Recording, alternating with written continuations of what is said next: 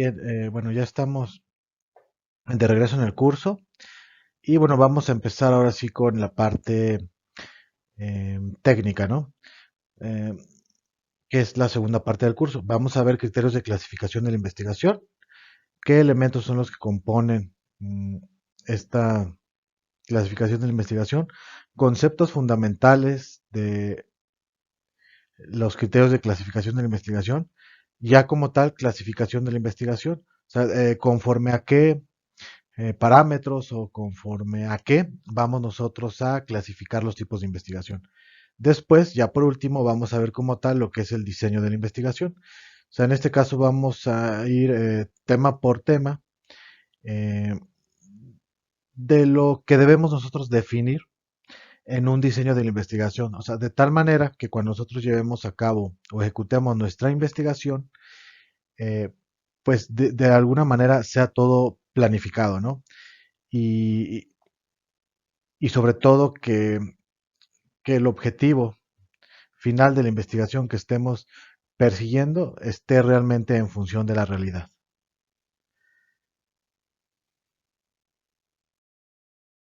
Bien, bueno, antes de comenzar con los criterios de clasificación de la investigación, vamos a ver un diagrama de manera general que nos dice, bueno, la importancia de por qué realizar una investigación, o sea, qué es lo que buscamos nosotros al realizar una investigación. Bueno, podríamos definir primero que la investigación es un proceso que mediante la aplicación del método científico procura obtener información relevante y fidedigna.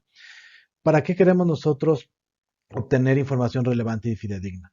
Bueno, queremos nosotros esa información para poder entender, verificar, corregir o aplicar el conocimiento. ¿Cuáles pueden ser algunos ejemplos de esto último? Si vemos, por ejemplo, un proceso de maquinado de una pieza metálica X mediante una fresadora, entonces, pues sabemos que existen parámetros de proceso, ¿no? Y nos interesa medir a lo mejor la calidad superficial, en este caso rugosidad. Bueno, entonces, en parámetros de proceso, ¿cuáles parámetros pudiéramos tener? Pudiéramos tener velocidad de corte y profundidad de corte, por ejemplo. Entonces, ¿qué es lo importante de la investigación en este caso en particular? Bueno, que nos puede permitir entender la relación que existe entre los parámetros de corte, que pueden ser velocidad y profundidad, con respecto a la rugosidad. O sea, nosotros podemos variar ya sea uno de esos parámetros de corte o ambos parámetros de corte y vamos a medir una respuesta de salida eh, causada por esos parámetros de corte. En este caso es rugosidad. Y entonces vamos a tener diferentes valores de rugosidad, dependiendo de cómo vamos nosotros manipulando los parámetros de proceso. Entonces, ahora bien, para verificar cómo podríamos utilizar este mismo ejemplo. Bueno, a lo mejor ya hay un proceso X donde están maquinando una pieza y nuevamente es una fresadora. Tenemos esos dos parámetros de procesamiento, que es velocidad de corte y profundidad de corte, y estamos midiendo la calidad superficial, en este caso rugosidad. Entonces, nos interesa verificar que efectivamente, pues, los parámetros que se están utilizando, tanto de profundidad de corte como de velocidad de corte, efectivamente, cuando nosotros estamos midiendo la rugosidad, pues permite eh, permite obtener la calidad deseada, ¿no? O sea, incluso puede ser un proceso que aún no ha iniciado, pero no, pero por ejemplo el proveedor nos está diciendo, bueno, para maquinar esta pieza, tú tienes que tener X velocidad de corte y Y profundidad de corte y vas a obtener esta rugosidad. Entonces, pues efectuamos una investigación precisamente eh, para verificar que lo que nos está diciendo el proveedor en cuanto a los parámetros de velocidad y profundidad, efectivamente nos van a dar como resultado la calidad que nosotros estamos buscando. O bien puede ser para corregir, o sea, puede ser que ya haya un proceso en curso con ciertos parámetros de velocidad y profundidad de corte, pero pues no estamos obteniendo el acabado superficial deseado, ¿no? Dentro de especificaciones. Entonces, efectuamos una investigación precisamente para ver cuáles son los parámetros óptimos de procesamiento, velocidad y profundidad de corte que nos van a dar como resultado la calidad superficial deseada. O ya un caso muy diferente que sería la aplicación del conocimiento. Eh, Puede ser que a lo mejor se desarrolló alguna nueva herramienta de corte, ¿no? Que no ha sido, que está en fase experimental, por decirlo así, aún no ha salido al mercado. Pero bueno, es una nueva herramienta de corte y por lo tanto, al ser una nueva herramienta de corte, incluso aunque sea en una fresadora, esta nueva herramienta de corte pudiera ser de algún material nuevo, ¿no? Por ejemplo. Entonces, ¿esto qué quiere decir? Pues bueno, ya nos cambió el material, ¿no? Ya es un material nuevo que está en fase experimental, todavía no sale al mercado y no es conocido como las otras herramientas de corte que hemos estado manejando. Entonces, ¿qué sucede aquí?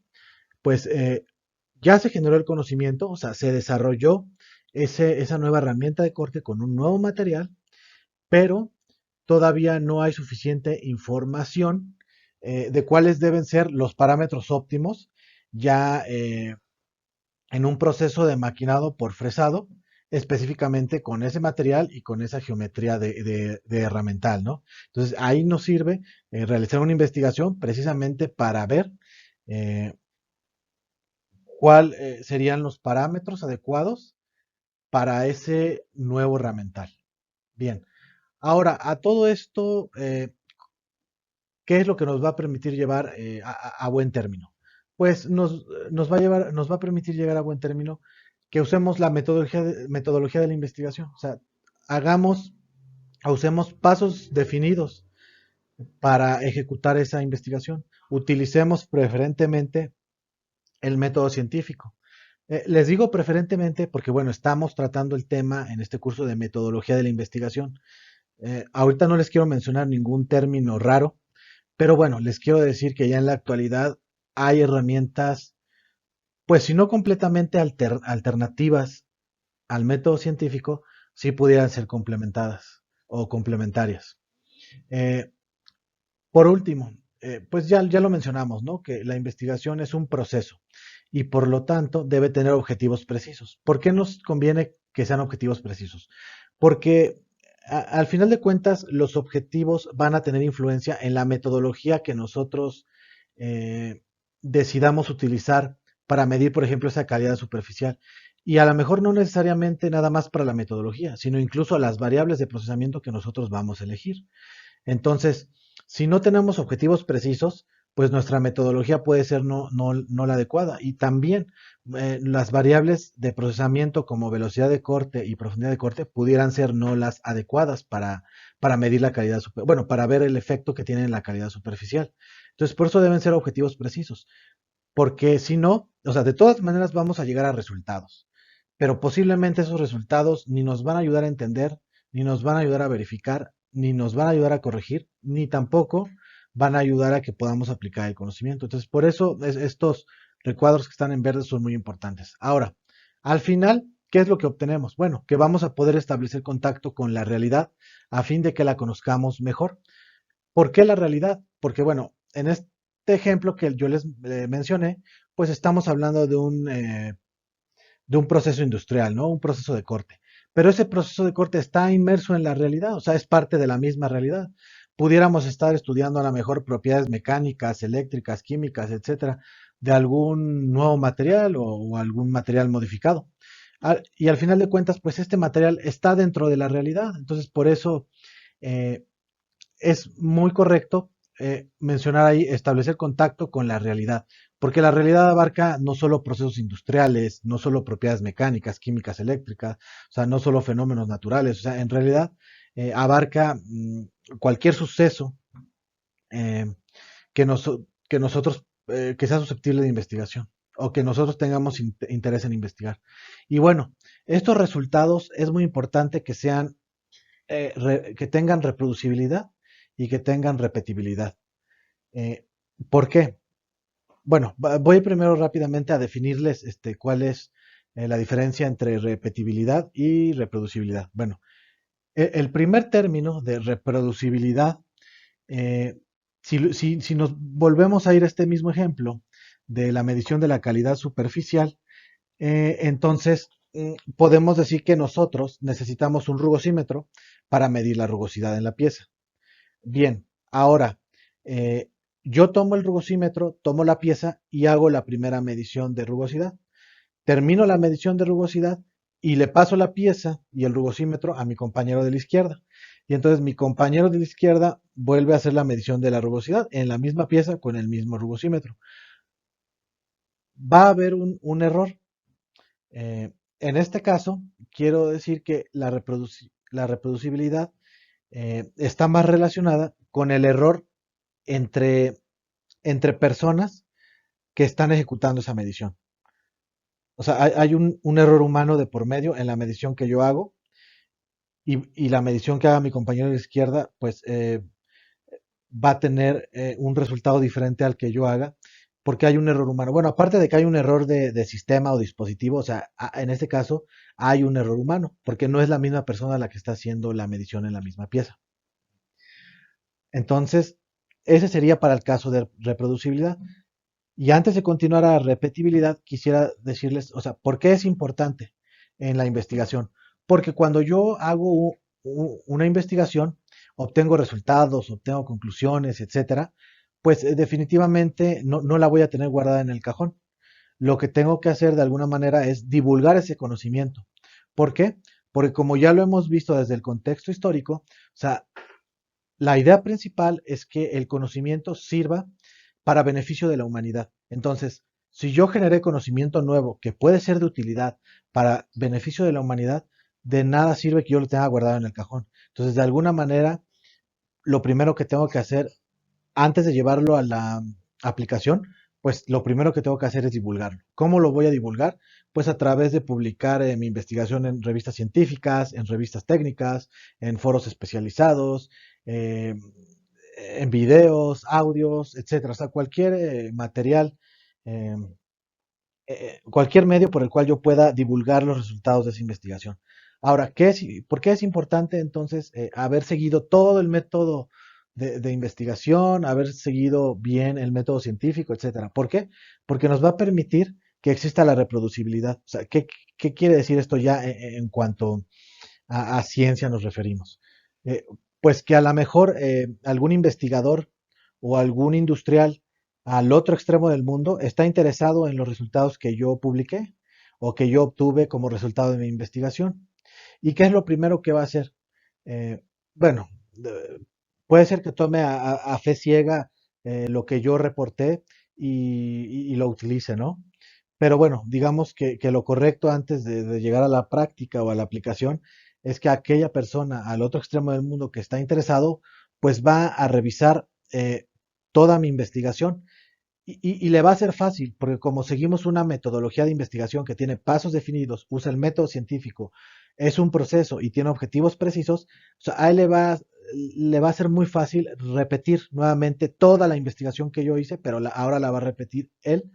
em, Hasta el otro extremo del mundo. Entonces, eso tiene que ver con la reproducibilidad, porque son dos personas diferentes las que están ejecutando la misma investigación y por lo tanto van a realizar las mismas mediciones. Entonces, ¿qué se esperaría? Que los resultados que yo obtuve de mi investigación, pues él al otro extremo del mundo obtenga resultados similares, no iguales, pero sí similares, que haya un error mínimo aceptable entre sus resultados y los míos que permita establecer que hay reproducibilidad. O sea, y lo mismo sucede con el caso de la repetibilidad. O sea, en el caso de la repetibilidad, eh, ¿cuál sería así como que el error principal? Bueno, en reproducibilidad ya vimos que depende de quién haga la medición. Y en el caso de la repetibilidad, depende del propio sistema o del dispositivo de medición. Entonces, pudiera ser la misma persona que está midiendo la rugosidad, pero por ejemplo, hoy la mide con un rugosímetro, y mañana la mide con otro rugosímetro.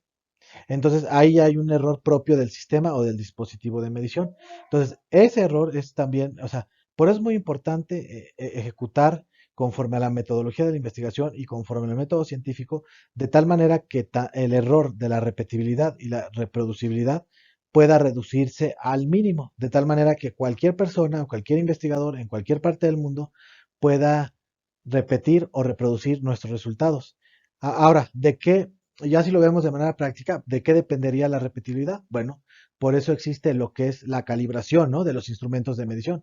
Entonces, si yo hago las mediciones con un instrumento calibrado, eh, y mi contraparte en el otro extremo del mundo hace también las mismas mediciones con un instrumento calibrado, pues es muy probable que el error de esa medición sea lo suficientemente pequeño como para garantizar que exista la repetibilidad. Ahora, no solamente existe la calibración, ¿no? Por eso también existe lo que es la certificación. O sea, todavía nos da una certeza mucho mayor eh, de que si ambos equipos, uno lo tengo yo y el otro equipo de medición lo tiene mi contraparte al otro extremo del mundo, y ambos equipos no solamente están calibrados, sino están certificados, obviamente la certeza de que vamos a tener repetibilidad va a ser todavía mayor. Continuando con el tema, ya que vimos de manera general lo que es el proceso de investigación, el por qué hacerlo y para qué nos va a servir, es importante ahora saber qué elementos de forma general componen una investigación.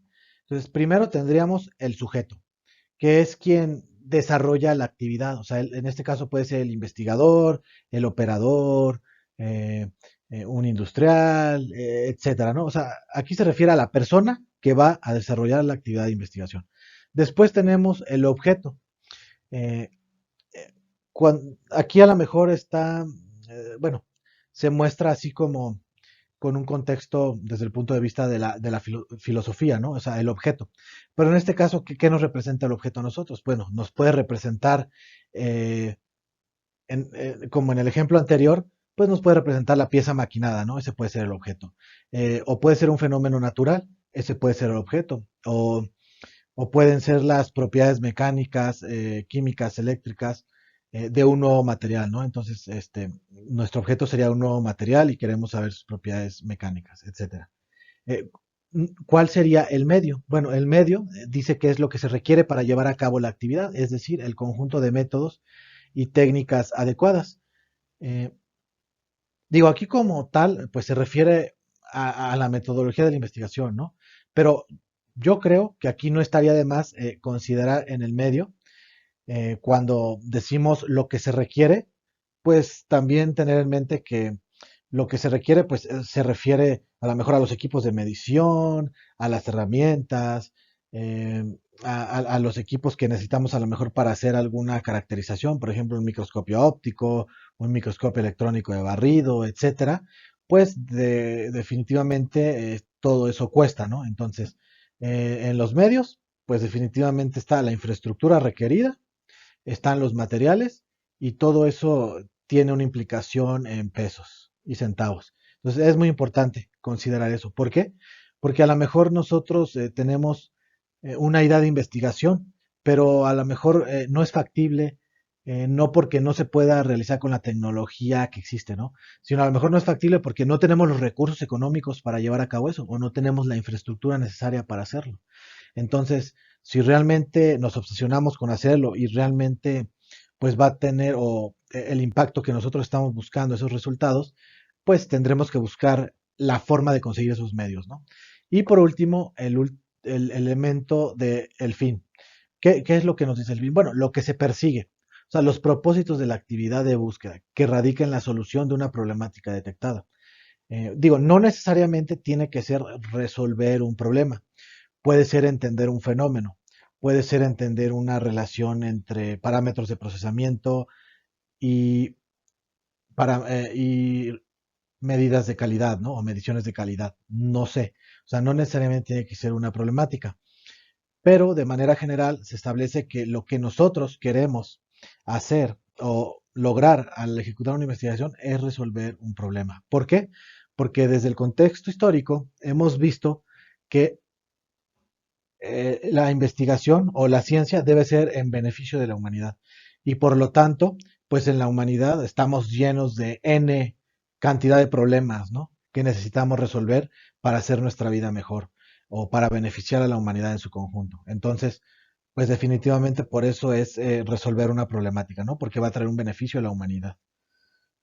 Bien, bien, a lo largo de todo este curso hemos estado utilizando palabras como método, técnica, metodología, específicamente método científico. Entonces, valdría la pena como dar unas pequeñas definiciones más puntuales de lo que queremos decir con cada una de estas palabras, ¿no? Por ejemplo, método nos dice, es el camino para llegar a un fin. Los métodos de investigación constituyen el camino para llegar al conocimiento científico. Técnica. Son medios auxiliares que concurren a la misma finalidad. Las técnicas son particulares, mientras que el método es general. Metodología. Es la descripción y análisis de los métodos. La metodología de investigación se refiere, por tanto, al estudio de los métodos de investigación. O sea, bien, en este curso de metodología de investigación, eh, pues no estamos como tal definiendo lo que es una investigación, sino esta materia trata de estudiar los métodos que se utilizan para realizar una investigación. Ahora bien, a la metodología le interesa más el proceso de investigación que los resultados. En este caso de la metodología de la investigación, pues sí, efectivamente, con lo que hemos visto, pues está más centrada en cómo se diseña esa investigación, no tanto los resultados que se obtienen, sino que esa investigación esté bien diseñada, de tal manera que no tengamos que preocuparnos si los resultados eh, van a estar bien o van a estar mal, ¿no? O sea, si la investigación está bien diseñada, pues los resultados van a ser seguramente significativos, ¿no? Para poder entender, verificar, corregir o aplicar el conocimiento, ¿no? Según sea el caso. Bien, ahora sí, pues ya estamos en los criterios para poder clasificar los tipos de investigación. Entonces, generalmente lo podemos clasificar de tres maneras principales. Según el paradigma de la investigación, según la finalidad de la investigación y según la dimensión cronológica. Bueno, ¿qué quiere decir con esto de según el paradigma de la investigación? Bueno, nos quiere decir que pueden ser dos tipos de investigación. Puede ser cualitativa o cuantitativa. Ahorita vamos a ver más adelante cada uno de ellos, ¿no? En el segundo tipo de clasificación, pues es según la finalidad, ¿no? Que puede ser fundamental, teórica o pura o aplicada. Y por último, de acuerdo a la dimensión cronológica, puede ser histórica, descriptiva o experimental. Bueno, vamos a ver estas clasificaciones de la investigación. Entonces vamos a empezar con la primera que nos decía que según los paradigmas. En este caso veíamos que son dos, cualitativa o cuantitativa. En este caso vamos a hablar primero de la cuantitativa. Bueno, este tipo de investigación concibe el objeto de estudio como externo en un intento de lograr la máxima objetividad. Su concepción de la realidad social coincide con la perspectiva positivista. Entonces ya en el contexto histórico ya vimos a qué se refiere esta perspectiva positivista, entonces ya no es necesario como ahondar más en este tema, ¿no? Después dice que es una investigación normativa, cuyo objetivo está en conseguir leyes generales referidas al tema de investigación. ¿Qué quiere decir todo esto? Es una investigación nomotética. Eh, ¿Qué es una investigación nomotética? Bueno, vamos a ver un ejemplo muy sencillo. Aquí abajo tenemos dos manzanas. Una está del lado izquierdo y está mordida, y la otra está del lado derecho y no tiene una mordida. Entonces, eh,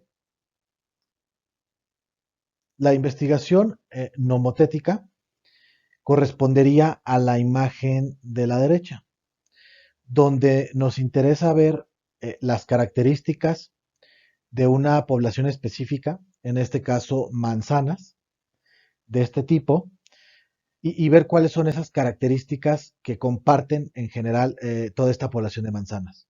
Pues todas tienen tonalidades, tonalidades verdes, eh, comparten un cierto diámetro promedio, por decirlo así, y algunas otras características, ¿no? O sea, algunas otras características que comparte esta manzana con el resto de la población de manzanas de esta misma especie. Ahora bien, ¿cuál sería la diferencia de esta manzana del lado derecho, que pertenece a una población que comparte las mismas características, con la manzana que está del lado izquierdo? Bueno, que la manzana del lado izquierdo también comparte características generales de la población. Sin embargo, esta manzana está mordida, o sea, esta es una característica muy específica nada más de esta manzana. O sea, esta no es una característica que se comparte con toda la población. Entonces, a esto nos referimos cuando debe ser una investigación nomotética. O sea, estamos investigando un objeto que, que tiene ciertas características que comparte, eh, que comparte con una población específica. O sea, nuevamente, si volvemos al ejemplo de, del proceso de fresado de una pieza metálica, pues bueno, esa pieza metálica que nosotros estamos pasando por el proceso de fresado y estamos produciendo, digamos, en serie, entonces tenemos varias piezas, digo, no pueden ser completamente iguales, ¿no? Pero similares, y entonces comparten ciertas características generales. En este caso, una de esas características generales es que tiene una rugosidad. Obviamente, la rugosidad de una pieza no va a ser igual a la rugosidad de otra pieza y esa a su vez de otra pieza que viene ahí en el proceso y de otra pieza y de otra pieza. O sea, cada una de ellas va a tener una rugosidad diferente.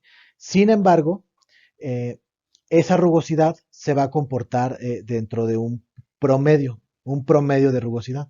Entonces, esa población de piezas maquinadas mediante el fresado comparten una característica similar de rugosidad promedio. Bien, entonces, y si se dan cuenta, estamos midiendo la rugosidad.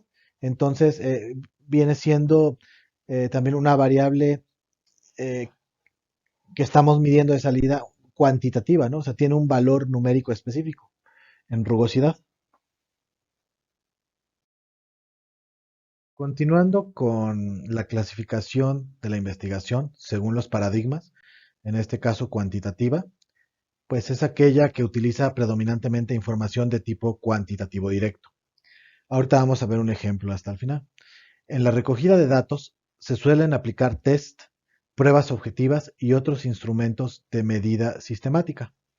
Es característica relevante la aplicación de la estadística en el análisis de datos. Aquí en la imagen que ven en la parte inferior podemos ver algo muy similar a una curva de Gauss de una distribución de datos. Datos pueden ser datos agrupados o datos no agrupados. Y podemos ver tres curvas. La curva central correspondería a una curva de distribución normal de tipo gaussiana. Eh, la curva hacia la derecha eh, tiene una asimetría, como dice ahí abajo, asimetría hacia la derecha. En el caso de la del lado izquierdo, pues tiene una asimetría hacia la izquierda. Entonces, ¿por qué es importante? Bueno, este caso es un caso específico de estadística descriptiva. Digo, no vamos a meternos tanto en el rollo de la estadística descriptiva, ¿no? Sino de manera general, vamos a decir que la estadística descriptiva es una herramienta matemática aplicada que nos ayuda a describir el comportamiento de una muestra de datos o de una población de datos. ¿Qué quiere decir esto? Si nosotros, por ejemplo, retomando nuevamente ese ejemplo de la rugosidad, supongamos que ya estamos midiendo de manera sistemática la rugosidad de las piezas maquinadas y vemos, no sé, al final de una semana de haber medido, no sé, 1 millón de piezas, se me ocurre la rugosidad en 1 millón de piezas, y vemos que tiene un comportamiento como la curva central, un comportamiento de acuerdo a la distribución normal. ¿Qué nos quiere decir esto? Que, bueno, esto tiene que ver con medidas de variación. Entonces, la línea central va a corresponder tanto a la media como a la media, como a la mediana y a la moda. ¿Por qué? Porque se está comportando de manera simétrica. Entonces, la variación que presentan los datos con respecto a la media, con respecto a la mediana y con respecto a la moda es similar. Entonces, ¿qué quiere decir esto? Que la mayoría de los valores de rugosidad, si se dan cuenta, caen cerca de esta línea vertical que corresponde a la media, la mediana y la moda. Entonces, nos está diciendo que en general la rugosidad de este millón de piezas analizadas se comporta con respecto a la media, la mediana y la moda, o sea, conforme al valor medio entre el valor mínimo y el valor máximo de rugosidad.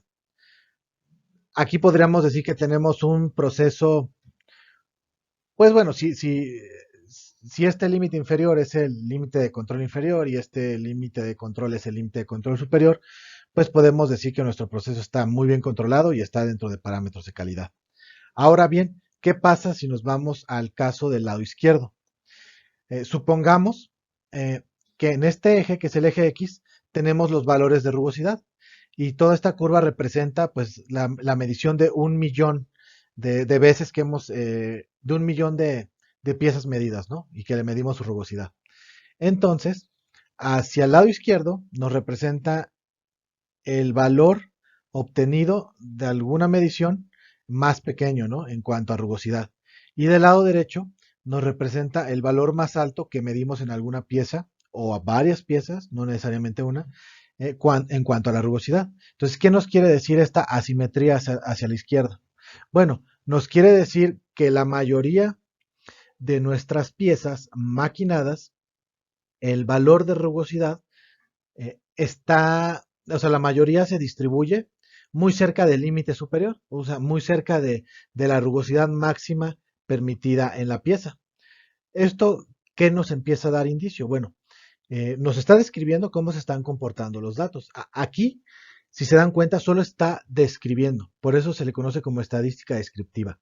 O sea, no nos está haciendo una relación con los parámetros de procesamiento, como la velocidad y profundidad de corte. Digo, al final de cuentas, esto puede estar relacionado, o sea, el que se esté cargando hacia la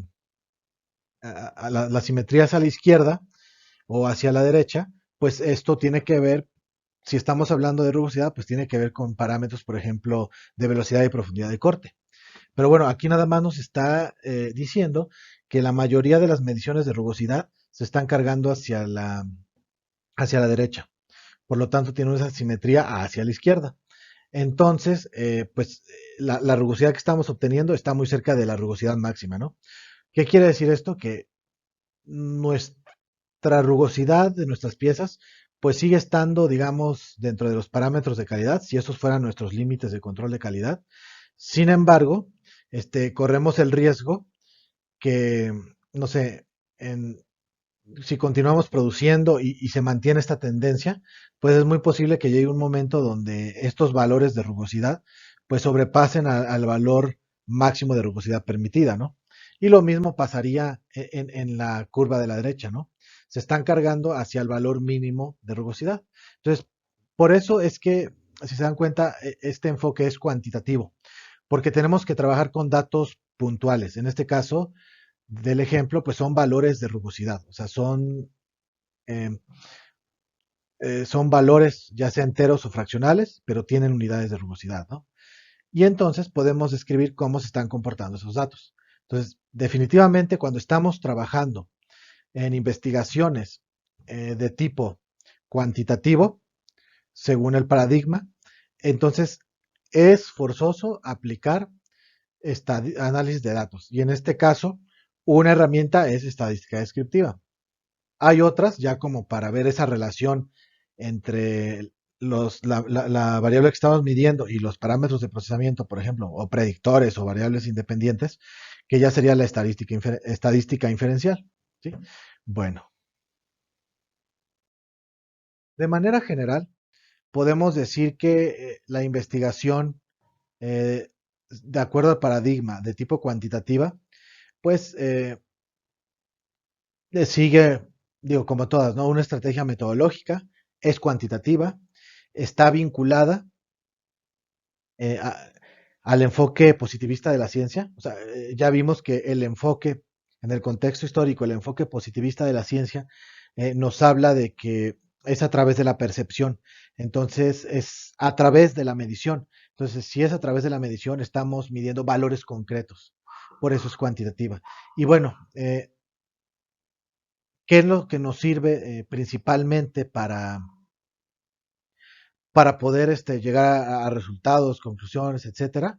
Pues que bueno, al final de cuentas estamos trabajando con números y requerimos nosotros de un análisis posterior de esos números o de esos datos mediante métodos estadísticos para poder describir o encontrar relaciones. Bien, continuando con el tema de clasificación del tipo de investigación, en este caso cualitativa, según el paradigma, pues nos dice que es una investigación desde dentro, que supone una preponderancia de lo individual y subjetivo. Esto es muy importante. Su concepción de la realidad social entra en la perspectiva humanística. Este tipo de investigación cualitativa se aplica mucho en el área de humanidades. Luego dice, es una investigación interpretativa. Esto también es muy importante. Referida al individuo, a lo particular, por lo tanto de carácter ideográfico. Esto que está marcado en azul es muy importante porque está relacionado con el enfoque anterior que vimos, que es el nomotético. Digamos, no es que sea el opuesto, ¿no? Pero habíamos dicho que, que el enfoque nomotético nos permite estudiar un objeto, en este caso la manzana del lado derecho, que tiene ciertas características como tonalidad verde, diámetro, entre otras, que comparte con una población de manzanas. O sea, a lo mejor no tienen el mismo diámetro, ¿no? Pero podemos sacar un promedio y van a compartir, esa población de manzanas comparte un diámetro promedio, ¿sí? Ahora bien, la del lado izquierdo habíamos dicho que también comparte ciertas características con la población, como la tonalidad y el diámetro. Sin embargo, aquí esta manzana pues le falta una parte, ¿no? Debido a una mordida. Entonces decíamos que esta es una característica muy específica de esa manzana. No es algo que comparte con el resto de la población. Entonces, este es precisamente el enfoque ideográfico. Mientras que el enfoque nomotético de lo cuantitativo nos permitía estudiar casos del lado derecho, entonces este enfoque cualitativo ideográfico nos permite estudiar casos particulares como el del lado izquierdo.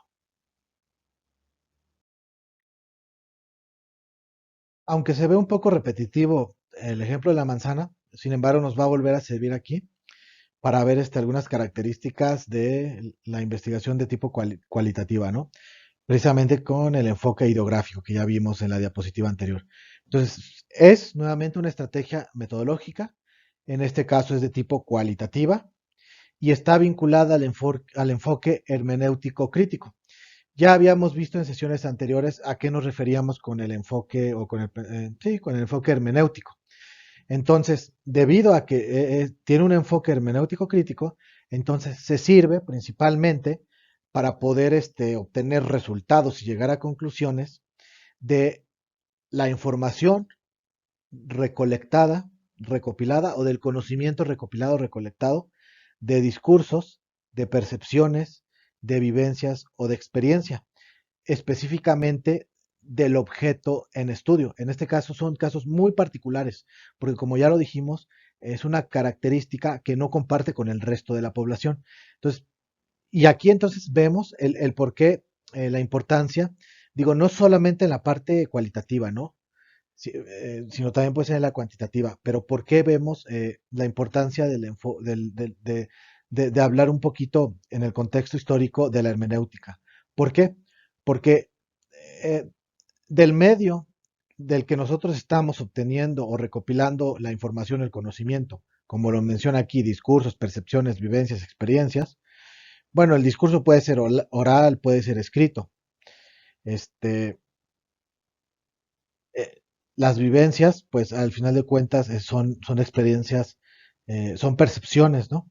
Igual que la experiencia, pero de alguna manera tenemos que recopilarla. Pero aquí es muy importante la hermenéutica, ¿por qué? Digo, y en cualquier proyecto de investigación, ¿no? ¿Por qué? Porque seguramente ustedes se van a topar que cuando seleccionan una idea para un tema de investigación y lo quieren llevar a la práctica, y entonces empiezan ustedes a buscar información en libros, en artículos, en las redes, en internet, en revistas, etcétera, cualquier otro medio donde pueda encontrarse el conocimiento que ustedes requieren para tener una idea más clara del problema que ustedes quieren abordar o del fenómeno que ustedes quieren estudiar, etcétera, pues seguramente va a estar en el idioma inglés. Digo, la mayor cantidad de conocimiento, no sé si afortunadamente o desafortunadamente, se encuentra en el idioma inglés. Entonces, pues nos vemos obligados a, pues sí, a tener como segunda lengua el idioma inglés, ¿no? Por ejemplo, para poder agarrar un libro en inglés del tema que nos interesa, un artículo, etcétera, un video, un documental, etcétera, qué sé yo.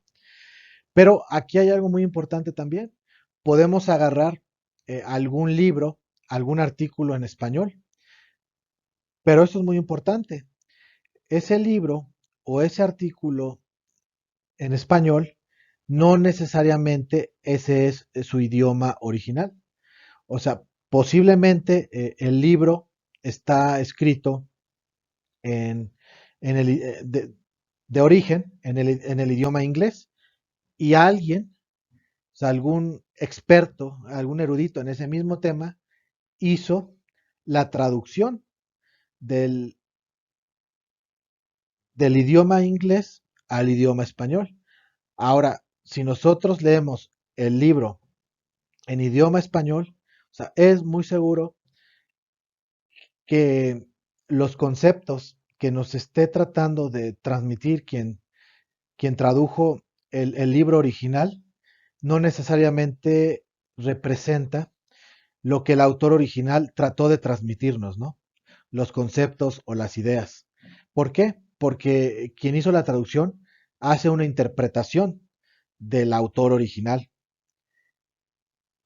Entonces, nosotros lo que estamos leyendo es esa reinterpretación, ¿no? En español del autor original. Y entonces ahí ya puede haber sesgos cognitivos, ¿no? Eh, y puede ser que pues, lo que estamos leyendo o lo que nos está transmitiendo la reinterpretación no es necesariamente lo que estaba tratando de decirnos el autor original, ¿no? Entonces, por eso es importante la hermenéutica, o sea, no solo en la parte de investigación cualitativa, sino en general en todo el proceso de investigación.